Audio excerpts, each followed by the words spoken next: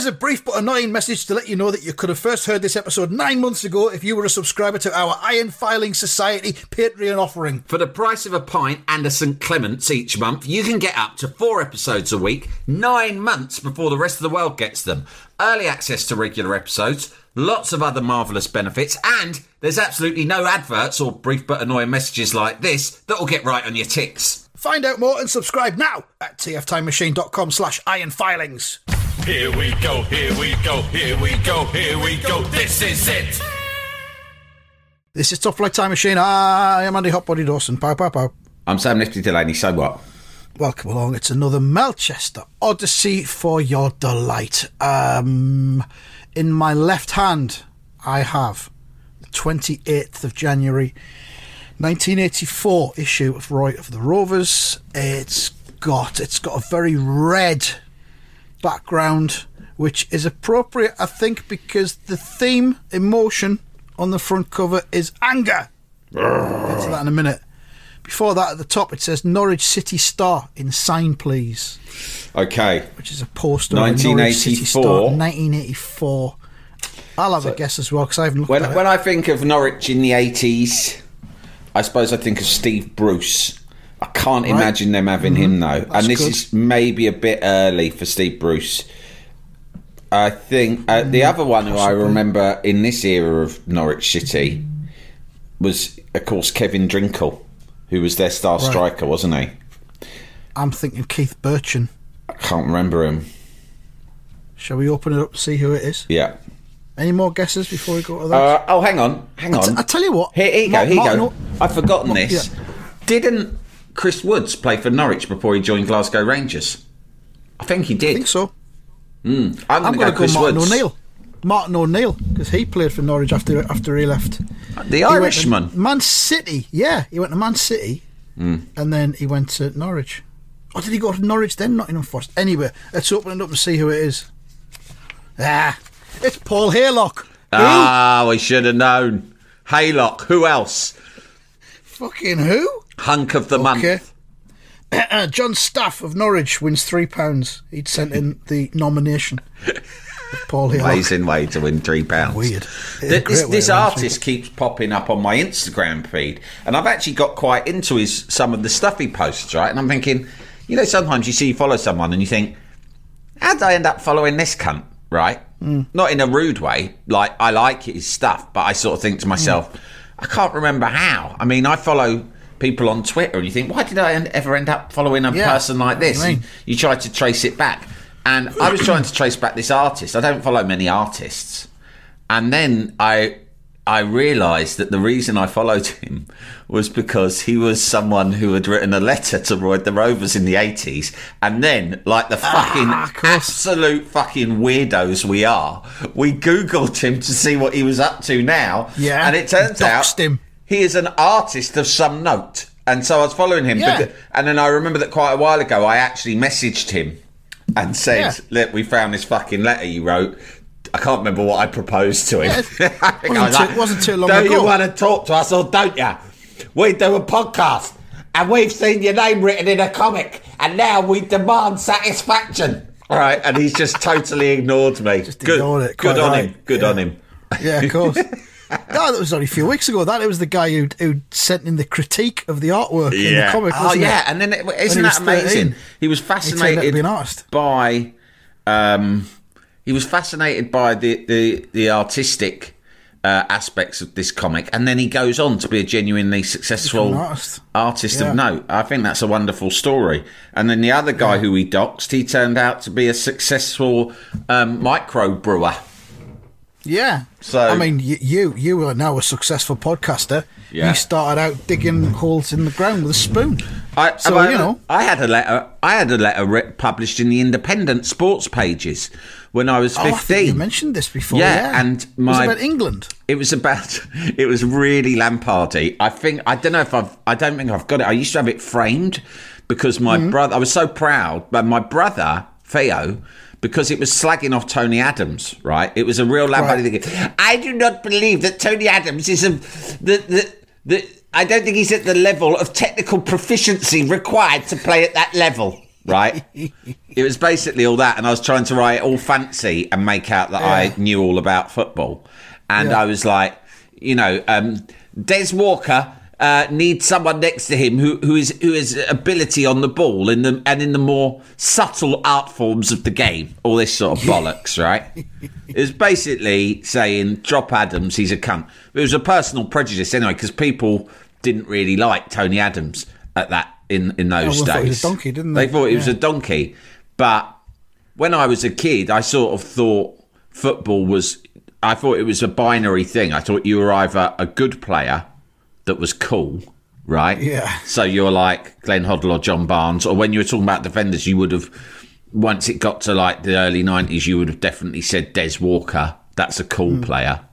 And then there was like arsehole players who were shit, and Tony Adams and Terry Butcher and people like Alan Smith or Kerry Dixon would have fallen into that bracket. But I didn't really understand football. None of that is strictly true, of course. So I wrote. Printed it. They fucking printed it, and my brother was so chuffed. He's a Spurs fan, so he was particularly happy that I'd managed to get a letter slacking off Tony Adams. And he was quite nice. He made a sort of a thing out of it and gave it to me in a clip frame, and I kept it on my wall. I was so proud. Nice. But now I can't find it. Oh. Well, you could go to the British Library and find it. I was really fucking proud of that. And now I do one of the leading football podcasts in Europe, in which we deep dive. This one? Yeah, this, yeah. This is like what the real football... Yeah. You could see then that with the level of technical insight I had to the beautiful game, that I would end up doing a podcast like this Making a living. Which I think really unpicks football in a sort of a granular way. So. I mean, it does that. It approaches football from a position of not football. And then occasionally it does collide into the world of football, but it does so organically, I think. The football-hating football podcast. The most purest way possible, because it doesn't take football head-on. It goes in from around the sides and it's underneath. Got nuance. But people should know that even when we're, say, doing a live report on a roast dinner, right, it's all about football. Underneath, it's all... There's loads of metaphors involved. Metaphors, that's it. Anyway, I've got this comic from 1984 in my hand. We'll have a look at that. That's about football, so there you go. And as I said on the front cover, there is a lot of anger. We've got, I'll tell you what it says. It sets the scene.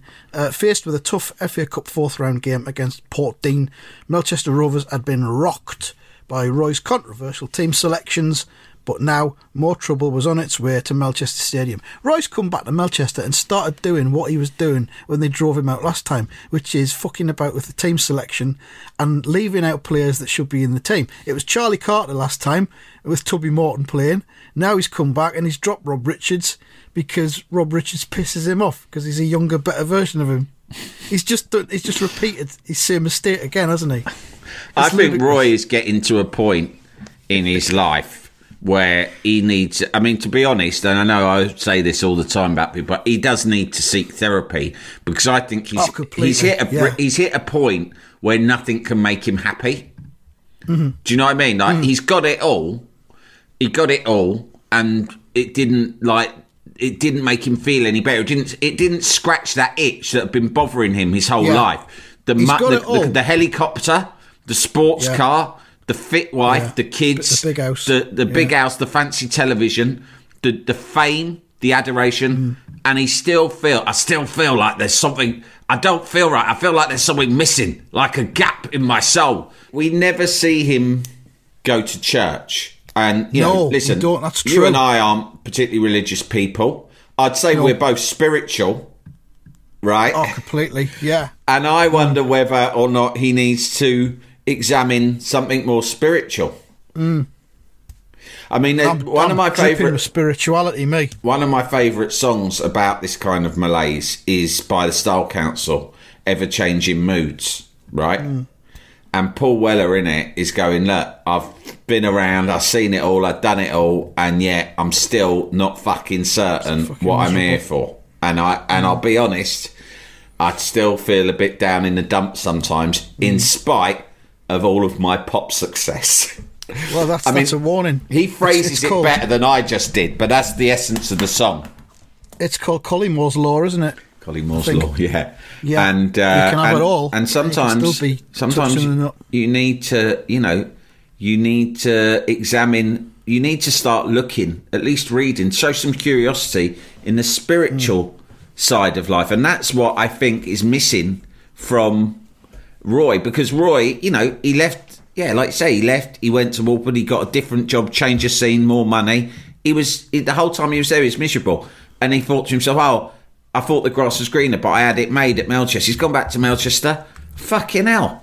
Mate, why don't you try going to church? I'm sure Penny would love that. Yeah. Or maybe that big window he's got overlooks the car park. Just get some wind chimes, put them up next to the window. Yeah, that can help. I'll tell you what else I've been looking at. One of them Himalayan salt lamps. You know the ones? I don't know what that is. They're like, you'd know them if you saw them. They're like a big glowing rock, right? Okay. And there's like, it might be orange or purple, some sort of hippie colour, right? Yeah. And then there's I think there's a lamp underneath it, lights the rock up, but it's made of Himalayan salt. I don't know exactly what it's supposed to do, but it's supposed to have qualities that will make you feel nice. If it's got qualities, that's a good thing. Yeah. So are you getting one for Christmas? I don't know. I just thought I saw it on Instagram. Someone banging on about it. You know what I'm like? If anyone's hawking something on Instagram, I'll fucking buy it. Oh God. Yeah. Okay. I'll tell my wife, "Hey, you got my Christmas present yet? I want one of them fucking Himalayan salt lamps. Make me feel all nice when I'm feeling down in the dumps." Well, hang on, Sam. We've already agreed to get you a kitten and a puppy to help you with your moods. Yeah, but that's not enough. I need a Himalayan salt lamp and all. They're for the kids, not for me. Yeah, I need a big rock of salt with a fucking lamp under it. That's the only thing that's going to fix my nut. I'll put in the Vita Modulus at a King Calm when I'm podcasting. So I don't panic pod. Again. Oh, man. My algorithm on Instagram doesn't show any of that stuff up, so maybe you're locked into some kind of... No, they know that I fucking either bought things or seriously considered buying things, right? Because when we first started talking about this, it was a couple of years ago when I'd bought... What did I buy? I bought a knife sharpener and also a charging pack for my phone. The charging pack was a great success, but I've lost it. And the knife sharpener, it hasn't stood the test of time.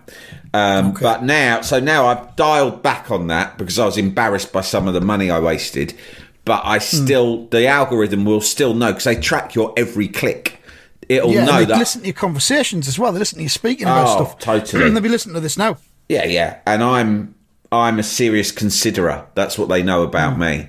And because what they'll know is that although I haven't bought, I've got all the way to putting something in my basket several times and then left it. And they've got that now on your dossier. They've got that on my fucking records, Yeah, they know how to play. And they do listen to the conversations because I'm getting inundated with puppy shit, right? I haven't put anything about my puppy on Instagram. They just know because I'm talking all the time about my puppy, which, by the way, I'm going to see the cunt this Saturday. Oh, it's this weekend, is it? I'm driving to see the little bastard, and I'm going to give him a right good cuddle. Hopefully it'll lick my hand and so forth, and such like other puppy things. And have any names been considered yet? It's almost certainly, I can reveal, exclusively to IFS subscribers. This will not yet go out on a free episode. It's higher level IFS subscribers as well, not just the basic ones. Yeah, it'll almost certainly be called Cookie. That's the name. Like Cookie. it. Yeah. So, and it's nice. I thought it was quite biscuit coloured. It was hard because it's all very democratic in my house. We run it along quite socialist lines and everyone's vote is, worth the same.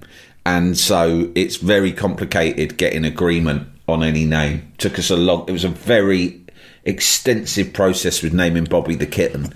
We're using the single transferable vote system. And Cookie is the only one that there's even any remote consensus on with the dog. So I think that's what it'll probably be called. I think I'm 99% sure. Good. I'm glad that's sorted out. Brilliant. I'll send you a picture of it in a minute, mate. Her? Yeah, her, sorry. Yeah. Jesus. we should do this Yeah. Melchester thing. So it's Trevor Brinsden, the super hooligan, and his gang, and they're marching on Melchester Stadium with the petition that they talked about in the last episode. And they've got it unfurled like a huge banner right across from left to right. So all of the signatures are sideways. Not that we could see them anywhere, but again, you know, that can only register. Hello, hang on, photographs just come through of Cookie. Let's have a look. Oh, yeah. Yeah. Excellent. That is a quality puppy, isn't it? Oh, it is. Yeah. That is absolute top-notch puppying. Yeah, the woman, the breeder, just sends me little update pictures. Because he's out on the puppy farm with all his siblings and that at the moment, just puppying about. No idea that I'm going to fucking come and tear him away at some point. Wrench her away, sorry. Yeah. Fucking hell. Good puppy though, right? Yeah, brilliant. So anyway, they've got this petition, and you know we railed against petitions in the last episode. There's no need to go back there, but fucking petitions. Petitions are the sort of thing you do at school, isn't it? When they stop you from like playing football in the big yard. We've done a petition. We'll do a petition. Yeah, and I've signed petitions because at the end of the day, who can be asked if some fucker comes up to you and says, "We're signing a petition against murder"? You're like, all right, you're not going to go, no. Fair enough. I'll fucking sign it if it don't cost me anything. But I've never started a petition, and it's the fuckers who start petitions that you've got to keep your eye on. Yeah, they're the ones. Because that is high Lamparding. It is. Well, we called it Lampard wallpaper, didn't we, last week? Yeah. So they've got their petition there, and they're chanting, "We want Richards! We want Richards!" And look at that one just to the left of Trevor Brinsden with the blue hair. Well, it could be green hair, I'm not totally sure. Blue-green, turquoise hair. Yeah. Where's he come from? Not seen him before. Yeah. But they're all very angry. I mean, the bobble hats, the scarves, the weird hair. This is the weirdest football firm that's ever existed anywhere in the world.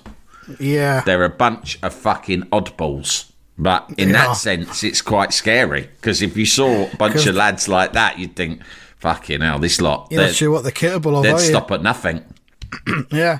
So they come to Melchester Stadium, and there's a solitary policeman waiting for them.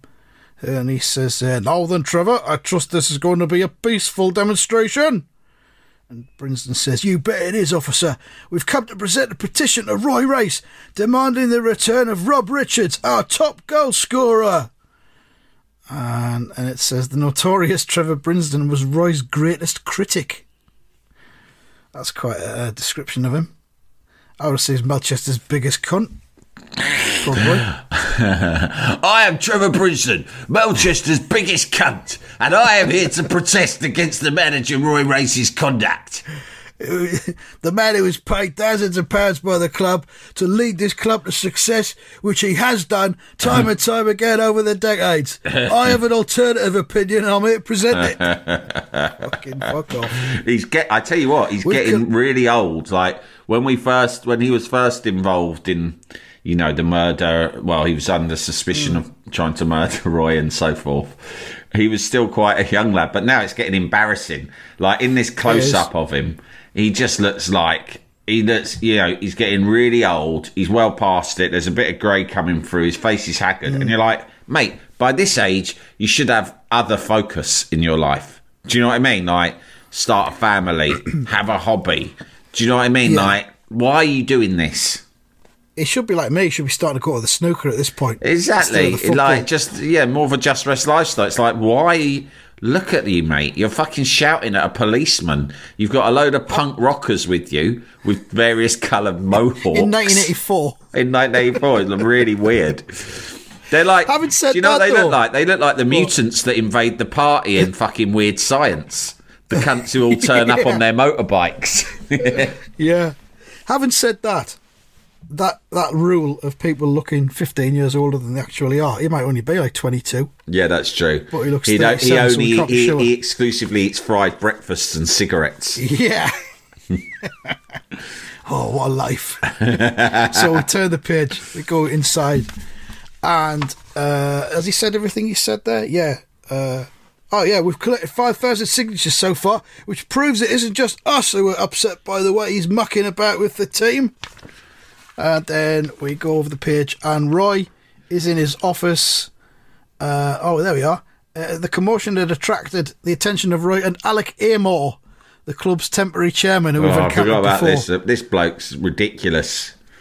What a great name, Alec Amor. Alec Amor. I'm nothing but a pen pusher. I found myself in this position by default. I'm not happy in it, and I'll be honest, I'm not up to it either. To be honest, I'm the John Major in all of this. He really is, yeah. I've been shoved into the role and I'm out of my depth. Well, I'll keep going. He says, Amor says, he'll have the press and television boys down here next, Roy. Roy says, I'm surprised they're not here already. Actually, I'll give them a ring. Stir it up a bit. Call in a couple of favours.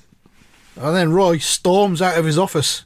I'm fucking fuming. I put on my special yellow suit today as well. He's got his yellow suit on. Same colour as my hair. Looks gorgeous. Friday suit. I like, I'm trying to look like that cunt from ABC. What do they call him? Martin Fryup. I saw her on Top of the Pops the other day. I thought, yeah, he's got the right idea. He does look a bit like him, doesn't he, in this suit? Yeah. He's gone, well, I'm not hiding. If they want to present me with a petition, Alec Amor says, no, Roy, don't go down there. That's just what Princeton wants. I will fight all of them. Roy, stay here with me in the office. He may have a knife, Roy. Watch out. Yeah, exactly. You've already been shot once. Yeah. Jalapeño. But at that moment, hey, it's starting to rain, says one of the Mohawk lad. Says Princeton. Then the heavens opened up. He just put then the heavens opened. He didn't put up. No one says the heavens opened up. It's pissing it down all over their petition. And Princeton goes, oh no, my petition, it'll get soaked. Roll it up quick, says another one. Gah, says another as it begins to fucking fall apart in the rain. Excellent. Look at them there. And the next frame, I just got a gang of them with a petition that's just fell to bits. The skies are dark. Do you think Roy's summoned the rain somehow? Right. I'm going to fucking do my rain dance. I'm going off to the bog to do a rain dance. Charlie Carter taught me this. Charlie Carter taught me this a while back, and he said to only use it in emergencies. Well, I'm fucking branding this officially an emergency. That was the time. I'm going to summon the fucking rain and the thunder. Now, let's remember how it goes again. Something like this. And there's Roy emerging just as the whole thing's falling apart. By the time Roy reached the main entrance, he just says, was there something you wanted to give me, Trevor? Nice. Powerful. And there's a couple of loyal fans who aren't part of the gang just hanging around, I think, just to see what'll happen. Kids used to do that, didn't they? Just hang around outside football stadiums just to see if any players would turn up. Yeah, just sniffing about, see what was going on. Yeah, because they didn't used to have like training grounds that were like 8 miles from the stadium or anything like that were like fucking high security compounds. No. Players would just turn up and come and go, or the manager would. In their sponsored cars. Yeah, with a name up the side. It was the hub of the football club. It's all over the road, Roy, says one kid. Ha ha ha ha, says another. Roy twists the knife. He says, you're obviously not doing your bit to keep Britain tidy. Some high comedy there. Go on, Rice.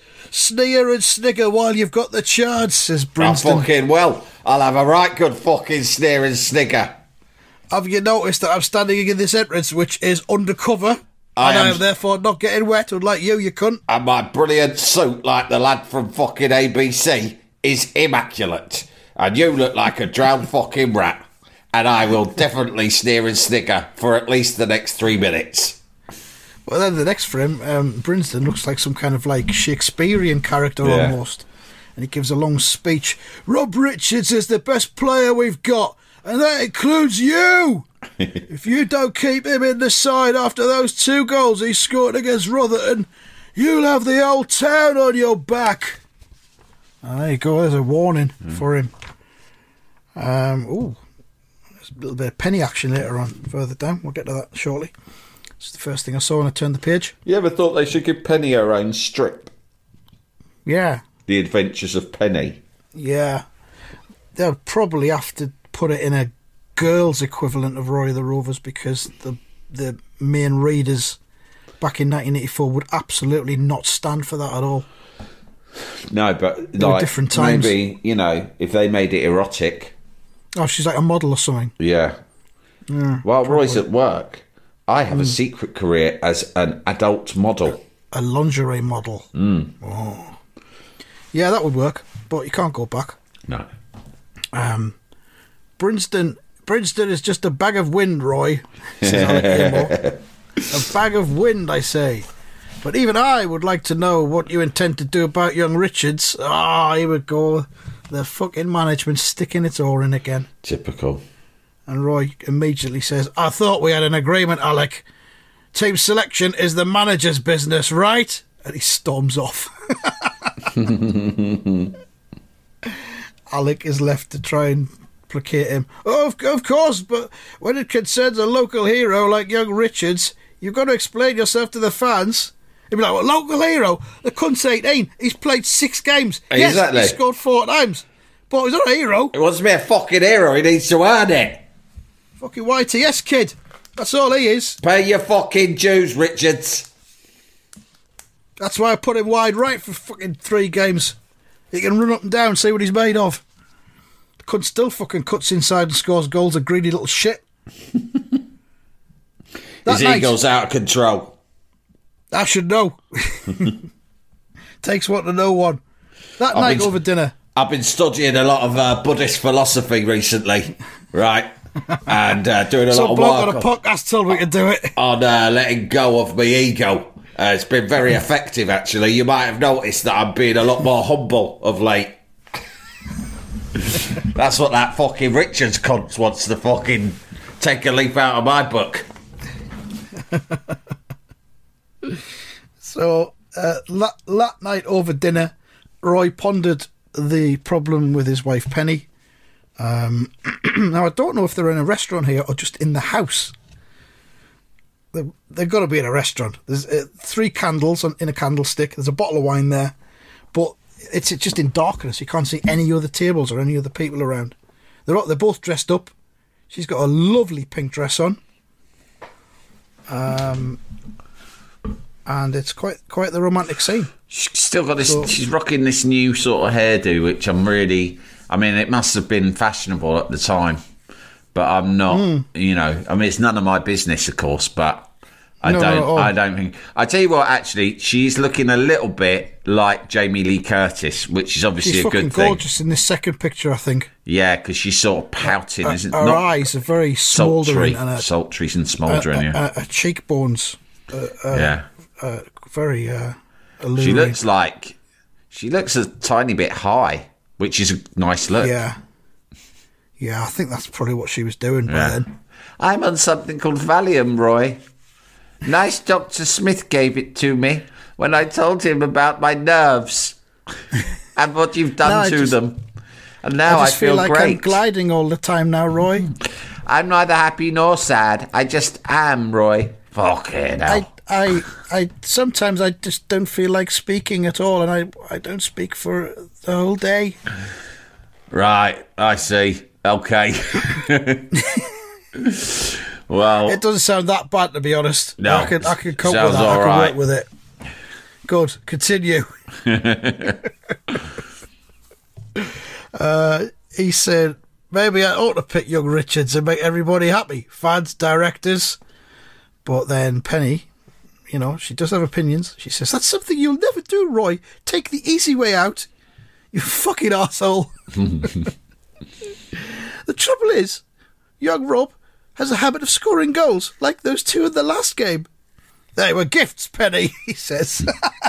Are you turning against me as well? Fucking tappings. On a fucking plate. Absolute fucking tappings. You could have fucking scored them. Wearing your fucking heels. That could have scored them. Like I say, Melchester are in the bottom half of the league because the other forwards aren't scoring. thanks to Richard's selfishness. Maybe the lad doesn't even realise he's doing it. But if he's a true professional, he should be prepared to go back and learn his trade in the reserves and youth team for a few weeks. Whoa, fuck me. Wow. So that's another gentle romantic dinner gone to shit. Because Penny's there to question him. The following Friday, as the first editions of the Melchester Evening Post came on sale, the team lineup for tomorrow's cup match has been announced in the newspaper. Which I guess was that the kind of thing they did back then. Yeah, right on the back page. This secrecy about lineups, right? You get it a lot, and like even in the week, I saw Gareth Southgate being interviewed, and it's so tedious. Will Phil Foden play? Will he play? And I'm sat there thinking, who gives Riddle a me fuck? this. Who gives a fuck whether he plays or not? You know what? The British media never ever got over Michael Owen at France '98, right? Which was genuinely Roy the Rovers. He's turned up. He's 17, I think, right? And he's come off the bench and scored in one game. And in the next game, they started him. And against one of the best teams in the world, he has just absolutely fucking destroyed them, right? With one of the great World Cup goals. That is stuff. That's the stuff that dreams are made of, not just for the player, but for everyone watching. And that did something dangerous to every football fan, and especially the football media, right? Because at every tournament since, there has been an obsession with having some magician who is going to just fucking do something that is totally unrealistic, right? Yeah. And like, Michael Owen was Michael Owen. Then at the Euros, it was Jack Grealish. Why isn't Jack Grealish playing? Why don't you play Jack Grealish? Yeah. Jack Grealish is the best player in the world, right? Jack Grealish is just simply... He does tricks and everything. He's just simply a good player, right?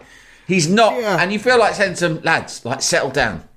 Michael Owen was a long time ago. It happened. It will probably never happen again, right? That's just what... Football's not like that. It was an anomaly. This time, they even forgotten about Grealish. They're like, put Phil Foden on. He'll fix everything. He's the greatest player in the world. He'll dribble round every single player of the opposition, and then he'll roll it into the net with his head, and we'll all go crazy and throw our beers in the air. It's like, lads, it doesn't fucking matter. They're all like pretty good players. He's pretty good, but he's not going to do that thing that you want him to do. Stop fucking going on about it.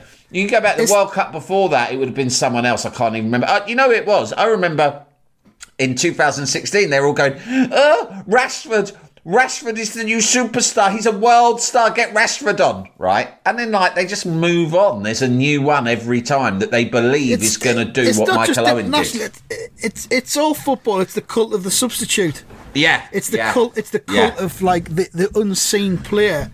Plus their imagination, plus their yearning for fucking victory. Plus they've all grown up fucking reading. They've read Roy the Rovers when they were kids. Yeah, that's it, yeah. He'll come off the bench, he'll change the game, and he'll score a hat-trick. Yeah, and these are adults. I mean, you see these... I've got to say, every single English pundit is moronic, right? There's some good ones. You know, there's decent pundits who are entertaining. They're all not English, because it's like Roy Keane, Graham Souness is mad. It's like the Celtic ones are just fucking entertainingly mental. The English ones take themselves and everything hugely seriously, like so pompous, right? Righty's all right, actually. Righty's okay. But like fucking Rio and Shearer, you're just like, lads, fucking chill out. Do you know what I mean? Yeah. It's only a fucking child's game. Do you know what I mean? But they're all like, they're just as excited as like the kids. You know, it's sort of shit I'd expect my son, like, oh, they've got to bring Phil Foden on. And that's what all the fucking players in the studio are saying. They should know better. Football's complicated. There's not going to be a player who you bring on who just changed everything. If there was, Gareth Southgate is not so fucking stupid and blinkered to not play him. Do you know what I mean? Exactly, yeah. He'll come off the bench, he'll win the match. It was like recently I saw there was a manager and the fans were complaining that he didn't leave a player up whenever it was defending a corner. Yeah. He didn't leave a player on the halfway line. Yeah. He brought everyone back to defend the corners. And he said, how many times have you seen a goal scored from a breakaway from a corner? It never. It never happens. So he's like, well, so there you go, so why do it? Let's bring all the players back and they can all defend. Yeah. So, But fans are always like, oh, he's doing it wrong. He's not doing it the way we think he should be doing it. I know. They're all fans are too obsessed with, thinking that they know about it. I don't know fuck all about football. I've watched it my whole life. I don't know how it works. I couldn't manage a team. Do you know what I mean? Football is a vehicle for mostly men to go and just fucking let out all their frustrations from other aspects of their life. And in that way, it's dangerous. And when I was young, I used to think, it's really good. When that occurred to me, not when I was a kid, I wouldn't have known that. And then I get older and I think, it's really good because it's my outlet and it's an outlet for all of us. But it's not a particularly healthy outlet. You're not processing anything. What you do is you get to when I was in my sort of teens and 20s, I used to fucking just shout pure, unadulterated, profanity and nonsense and very often hatred aimed at the opposition, right? For 2 hours whilst really heavily intoxicated.